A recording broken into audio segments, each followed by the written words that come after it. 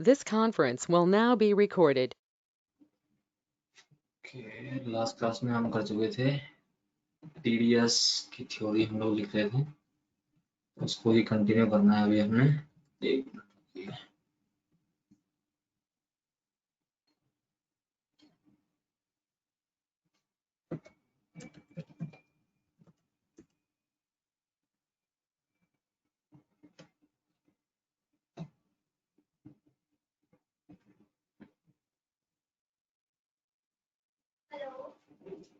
हाँ ठीक है, देखिए स्क्रीन शेयर कर दी है। तो ये हमने लास्ट क्लास में कर चुके थे कि टीडीएस क्या होता है, ठीक है। इनकम टैक्स एक्ट के अकॉर्डिंग किस ईयर में इसका स्टेबलाइजेशन हुआ था, ठीक है। कौन इसको मैनेज करता है, क्यों इसका जो किस लिए इंट्रोड्यूस किया गया था टैक्स को, ठीक है। और ठीक है, किस किस तरह की इनकम्स के ऊपर टीडीएस एप्लीकेबल होता है, ठीक है। और किस किस तरह की इनकम्स और पर्सन के ऊपर टीडीएस एप्लीकेबल नहीं होता है, ठीक है। ये सारा कंसेप्ट हम हेलो लास्ट क्लास में हैं। हेलो। हाँ जी, बोलिए। तो स्क्रीन शेयर नहीं की अभी? क्या चीज? स्क्रीन शेयर नहीं की आपने? क्या कह रहे हैं जी, थोड़ा लाउडली बोलो। ये बोला सर, स्क्रीन शेयर नहीं की क्या? स्क्रीन शेयर कर दी भाई। सर मेरे तो शो ही नहीं हो रही अभी। और कोई है जिसको स्क्रीन शो ना हो रही हो? बाकी सबको हो रही है?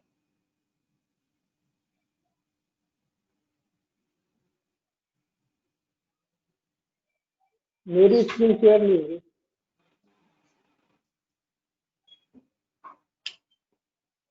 सबको हो रही है भाई, तुम्हें एक मिनट रुको, दोबारा करते हैं।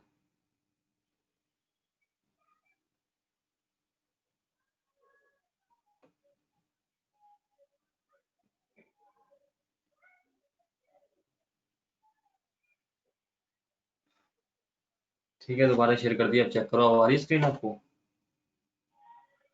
नहीं आ रही सर।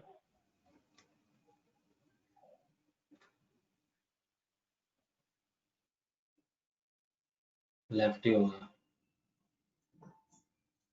ठीक है। किस किस तरह की इनकम्स के ऊपर टीडीएस एप्लीकेबल होता है और किस इनकम्स के ऊपर, किस पर्सन के ऊपर एप्लीकेबल नहीं होता है, ये भी हम पढ़ चुके थे, ठीक है। इसका जो टैक्स डिडक्ट होता है वो इनकम टैक्स का जो प्रेस्क्राइब्ड फॉर्मेट है उसी फॉर्मेट में डिडक्ट होता है,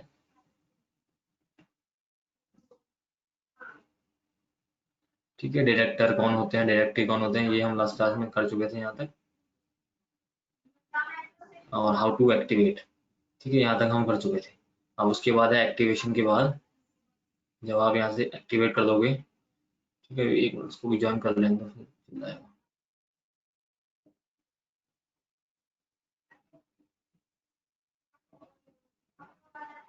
ठीक है, मेनली टीडीएस जब हम एप्लीकेबल करते हैं, इनेबल करते हैं, तो उसके नीचे हमें सेट टीडीएस डिटेल्स के भी ऑप्शन मिलता है, तो उसमें हम क्या क्या भरेंगे वो भी बताते हैं।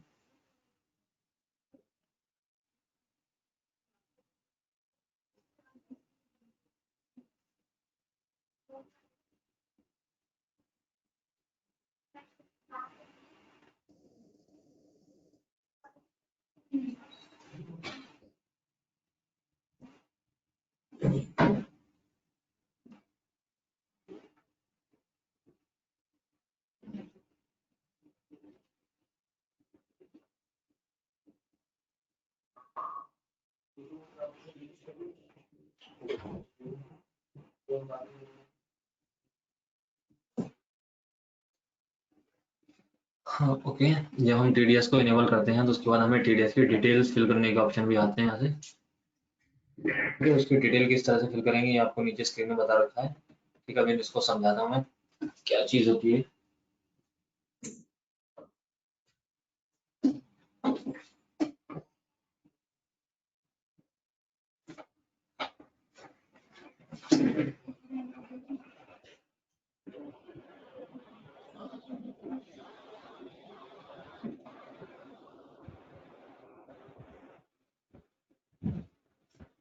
ठीक है, सबसे पहले तो नॉर्मल जो हम कंपनी डिटेल डिडक्ट करती है, तो यहाँ से डिडक्टर की डिटेल आ गई, यानी कि आप अपनी कंपनी में टीडीएस अगर डिटेक्ट कर रहे हो तो सारी सी बात है कि आप डायरेक्टर बन गए। उसके बाद यहाँ पे 10 नंबर आता है, ठीक है।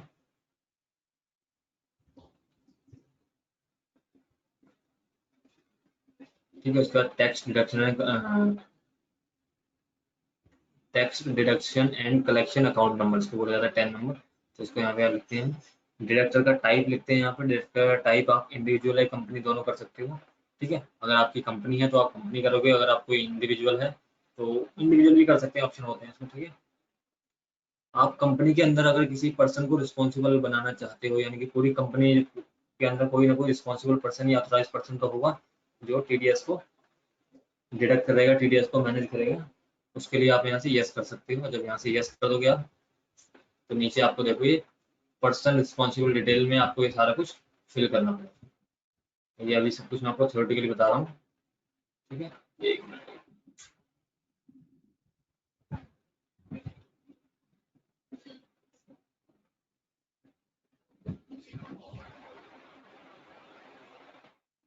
हाँ ठीक है, उसके बाद आप टीडीएस की जो रेट है वो आप यहाँ पे लिख सकते हो। Rate of TDS is if pan is not available. अगर आपका पैन कार्ड अवेलेबल नहीं है तो आपकी एक सेम रेट जाएगी 20%, ठीक है। 20% का टीडीएस डिडक्ट होता है अगर आपके पास अवेलेबल नहीं है PAN card, okay. And then इसके बाद आपको यहाँ से बता रखा है पर्सन रिस्पॉन्सिबल की डिटेल्स की। आपकी कंपनी में ऐसा कौन सा पर्सन है जो इस रिस्पॉन्सिबिलिटी के लिए रिस्पॉन्सिबल होगा, यानी कि अगर कुछ गड़बड़ होती है तो आप किस पर्सन को जो भी है हैंड ओवर करोगे सारी डिटेल्स, ठीक है। तो यहाँ से हम उसकी अगर इंफॉर्मेशन हम फिल कर देंगे, ये तो आप तब फिल कर पाओगे जब आपका डेटा होगा, ठीक है। मेन काम आता है हमारा यहाँ से, एक मिनट।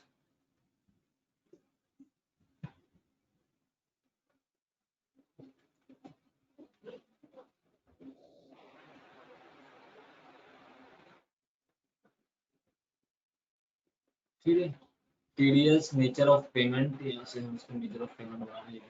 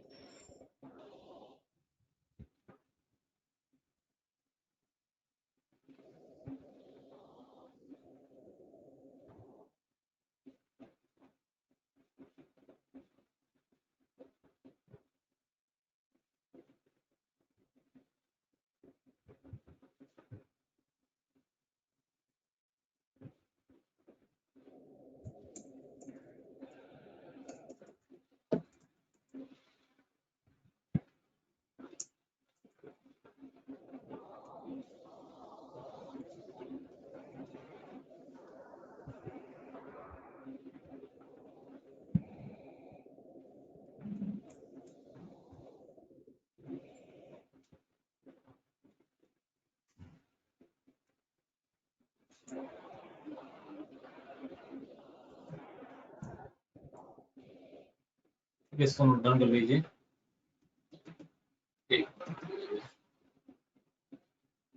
ये आपके सेक्शंस हैं और पेमेंट के कोड हैं जो नेचर ऑफ पेमेंट में यूज होते हैं।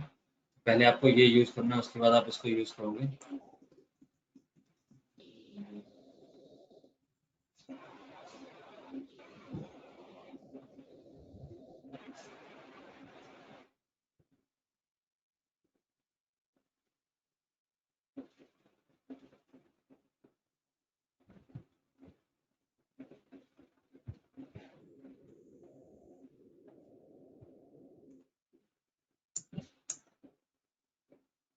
हाँ ठीक है, आप इसको नोट डाउन कीजिए।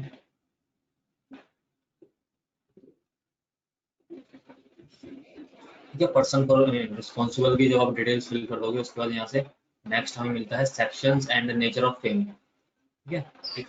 कौन कौन से सेक्शन और कौन कौन से पेमेंट यूज होंगे अलग अलग तरह की नेचर ऑफ पेमेंट के लिए, तो काफी सारे इसमें हमें दे रखे हैं, ठीक है। पूरी लिस्ट है एक तरह से, उसको आप नोट डाउन कीजिए।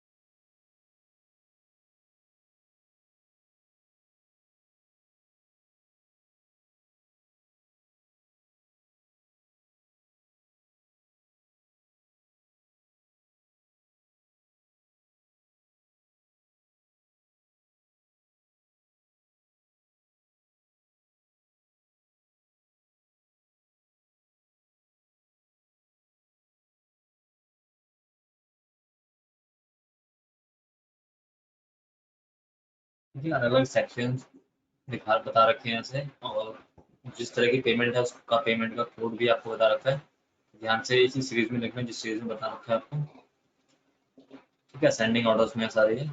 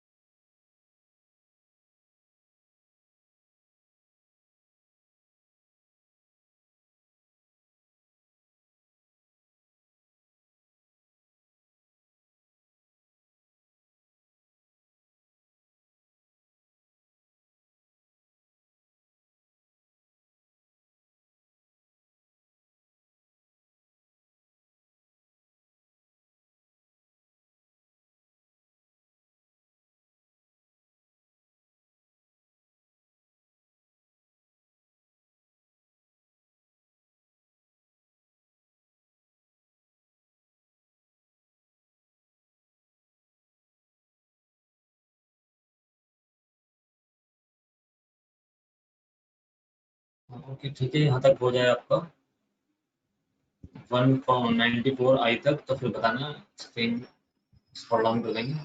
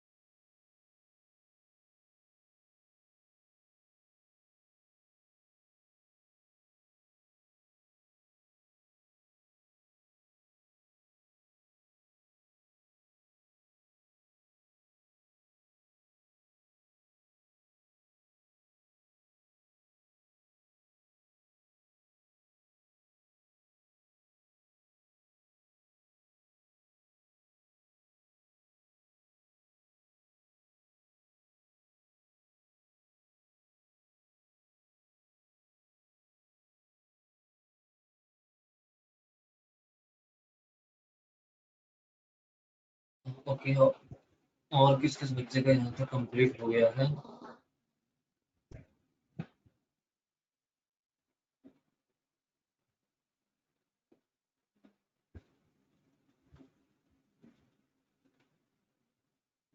हाँ ठीक है।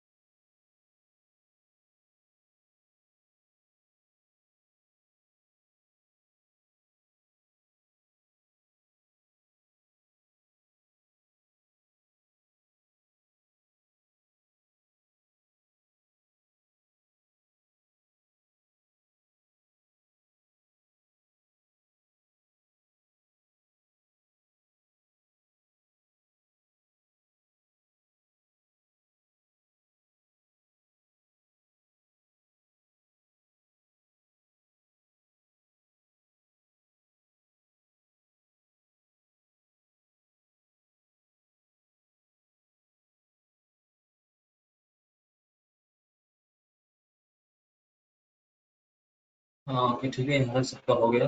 अब देखिए, स्क्रीन स्क्रॉल डाउन कर देते हैं, तो 194 आई। ठीक है, 194 आई के बाद आपका जो रेंट का सेक्शन है, ठीक है, उसके बाद आपका आता है फीस फॉर प्रोफेशनल और टेक्निकल सर्विस। यानी कि अगर आपको प्रोफेशनल और टेक्निकल सर्विस यूज करते हो, तो उसके ऊपर आपका सेक्शन 194 जे है, और पेमेंट का कोड है आपका 94। ठीक है, पेमेंट का अगर आप अकेले सेक्शन भी आपको याद रहेंगे तो सेक्शन के आगे से आप 1 को रिमूव कर सकते हैं और वो आपके पेमेंट कोड बन जाएंगे। ओके, तो उनको भी नोट डाउन करो ध्यान से।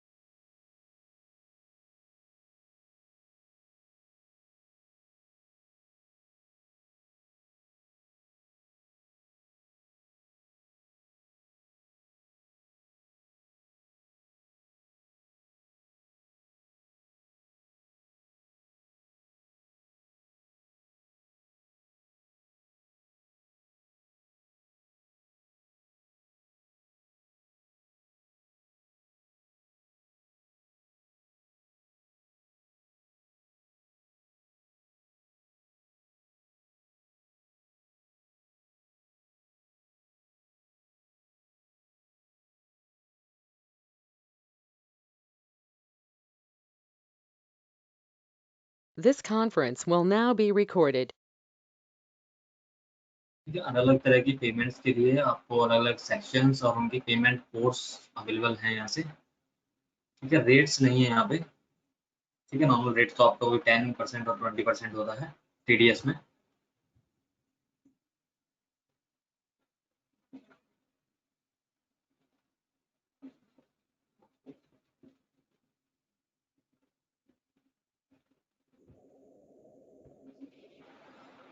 ठीक है, इसको ध्यान से नोट डाउन कीजिए।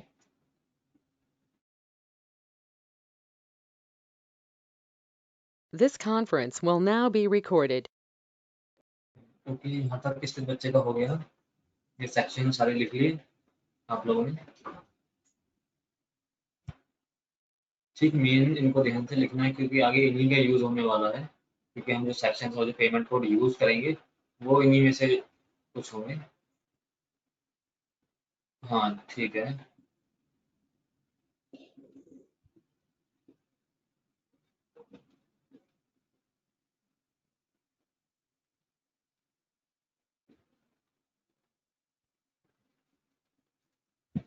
हाँ ओके ठीक है, यहाँ तक सबका हो गया। ठीक है, और उसके बाद देखो नीचे देखते हैं थोड़ा सा कि टीडीएस नेचर के लिए किस तरह से जो है टीडीएस नेचर की जो पेमेंट है उसको क्रिएट किस तरह से करा जाए। तो यहाँ से देखिए, जब टीडीएस को आप इनेबल कर दोगे, अकाउंट्स इन्फो के अंदर आपको स्टैट्यूटरी इन्फो मिलेगा। यहाँ से आप टीडीएस नेचर की पेमेंट्स को क्रिएट कर सकते हो कि आप किस तरह की पेमेंट यूज कर रहे हो और उसके अंदर आप टीडीएस डिडक्ट कर रहे हो।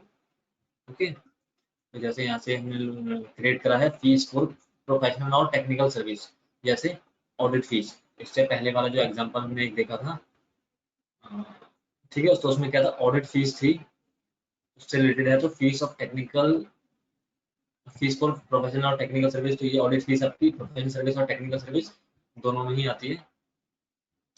ठीक है, मेनली कंप्यूटर का कोई काम है, इस तरह की कोई सर्विस है तो ये आपकी टेक्निकल सर्विस में आ गई, और इस तरह से ऑडिट फीस या फिर लॉ एनफोर्समेंट का काम है तो वो आपकी प्रोफेशनल सर्विस में आ जाएगी। ठीक है, तो देखो यहाँ से आपको टीडीएस नेचर का एक स्क्रीन पे दिखा रखा है कि नेम लिख देंगे किस नाम से आपको यहाँ से सर्विस तैयार करनी है। उसका सेक्शन और पेमेंट कोड आपको यहाँ पे बता रखा है। देखो सेक्शन और पेमेंट कोड हमने ऊपर वाली लिस्ट से सेम लिया है। ठीक है, 194J आपका सेक्शन होगा, पेमेंट कोड होगा आपका 94J। ओके, रेट है आपकी 10%। If PAN card is not available then the rate is 20%।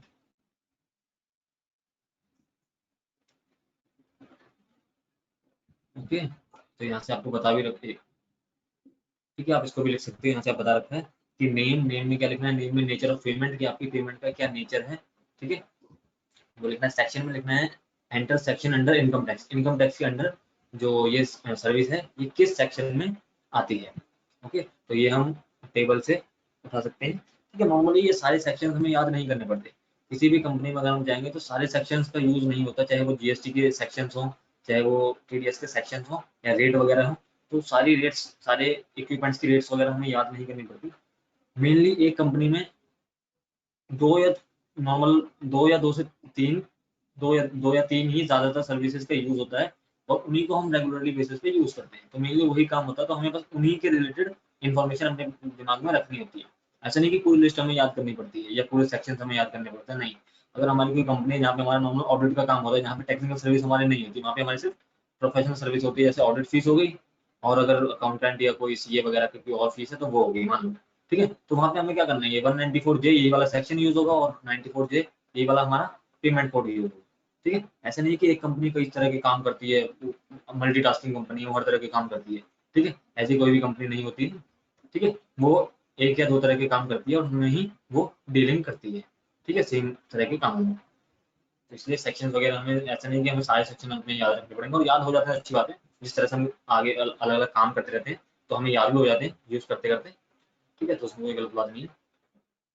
ठीक है, पेमेंट कोड में हम पेमेंट का कोड लिख देंगे, और रेट में क्या लिखेंगे हम, rate of TDS as per income tax rules. ठीक है, आपकी ठीक है, टीडीएस की रेट आपकी जैसे मैंने ये बताई, सेक्शंस जैसे होते हैं वैसी रेट आपकी पर पेमेंट के अकॉर्डिंग और पर सेक्शन के अकॉर्डिंग रेट आपकी क्या होती है वो आप इनकम टैक्स के जो रूल्स एंड रेगुलेशंस होते हैं वहां से आप इसको इजीली देख सकते हो। ठीक है। थ्रेशोल्ड लिमिट ये क्या होती है? This is the limit at which the deduction is exempted as per rule. ठीक है, अकॉर्डिंग टू रूल। अब जैसे प्रोफेशनल सर्विसेज के ऊपर इन्होंने लिख रखा है 30,000 जो है एक्सेप्शन लिमिट है, यानी कि अगर जो प्रोफेशनल ऑडिट फीस ये जो पे कर रहे हैं, जो डिडक्ट कर रहे हैं, ठीक है, तो इन्होंने क्या करा है, अगर उसका टोटल अमाउंट 30,000 से कम बैठता है, मतलब या 30,000 भी अमाउंट टोटल होता है, तो उसके ऊपर वो टीडीएस डिडक्ट नहीं कर सकते। क्यों? क्योंकि ये एग्जाम्पशन लिमिट है। ठीक है, इस अमाउंट तक टीडीएस डिडक्ट नहीं होगा, इस अमाउंट तक ये इस लिमिट तक अमाउंट एग्जेम्प्टेड रहेगा एज पर द रूल। ठीक है, तो अलग अलग सर्विसेज के ऊपर अलग अलग एग्जाम्पशन रेट होती है। ठीक है,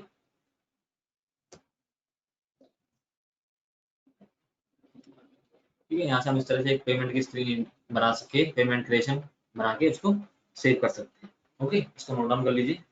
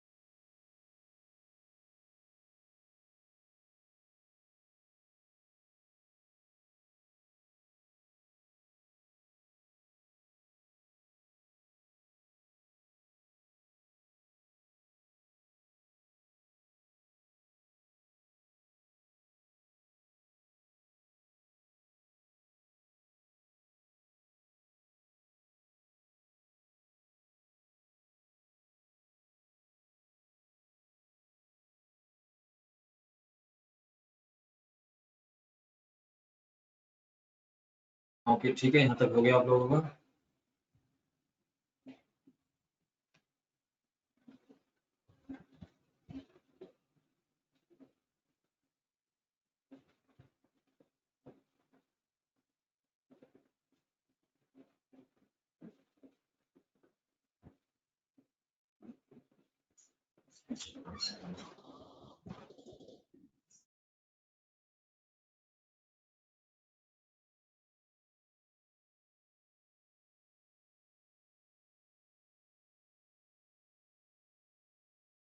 हाँ ओके ठीक है, यहाँ तक सबने लिख लिया। अब देखो इसके बाद आपको लेजर क्रिएशन के बारे में थोड़ा सा बता रखा है कि किस तरह से आप एक लेजर क्रिएट कर सकते हो जो टीडीएस के लिए एप्लीकेबल हो।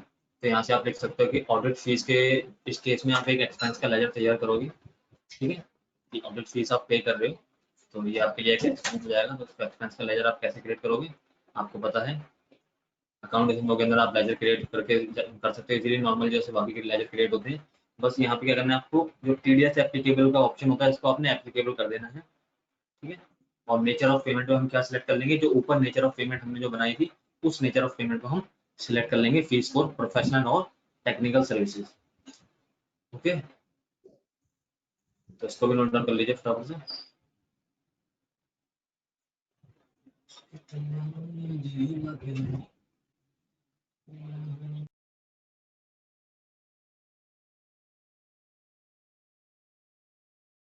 पिछली स्क्रीन पे क्या रह गया विक्रम आपका?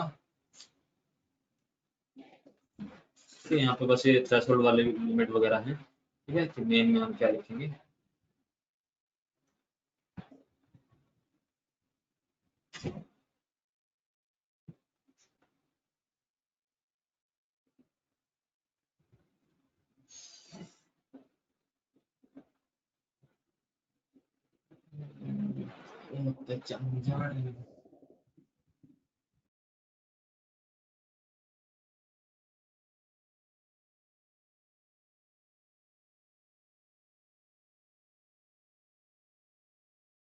ठीक है। लेजर क्रिएशन लिख लो कि एक लेजर बनेगा आपका, जिस नाम के भी आपका एक्सपेंस होगा उस नाम से आपका लेजर बन जाएगा, और उसमें हम टीडीएस को एप्लीकेबल कर देंगे उस लेजर के लिए। ओके, तो यहाँ तक करो।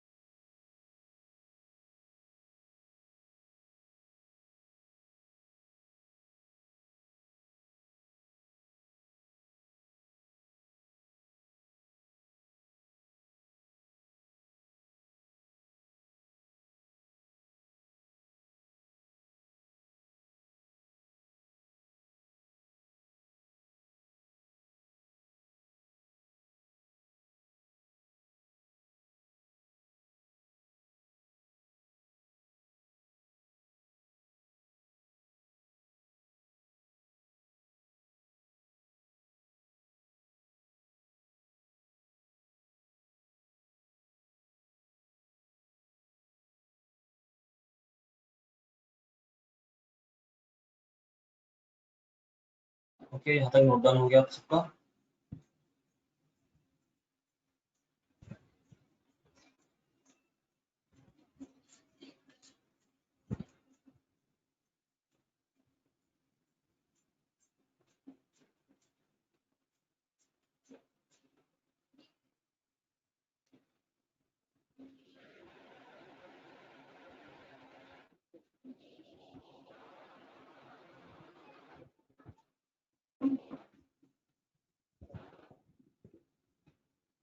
ठीक है, यहाँ तक नोट डाउन कर लिया आप लोगों ने।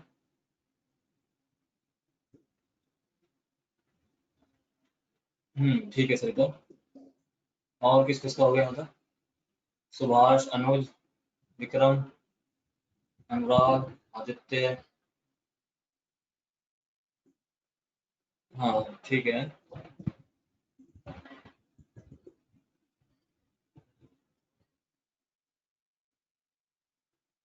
ओके ठीक है, यहाँ तक आप लोगों ने कर लिया। और बाकी का नेक्स्ट हम करेंगे, प्रैक्टिकल करेंगे नेक्स्ट क्लास में, ठीक है।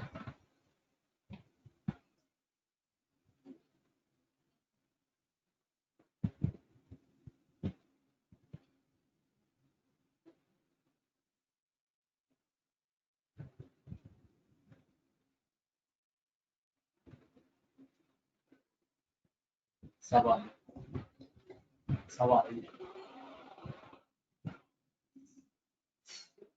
ठीक है। बाकी उसके प्रैक्टिकल हम नेक्स्ट क्लास में करेंगे कि किस तरह से टीडीएस के लेजर बनाए जाएं और रिपोर्ट्स वगैरह में किस तरह से हम टीडीएस की रिपोर्ट्स को इजीली देख सकते हैं। ठीक है, क्लास फिनिश करते हैं। Good bye all of you.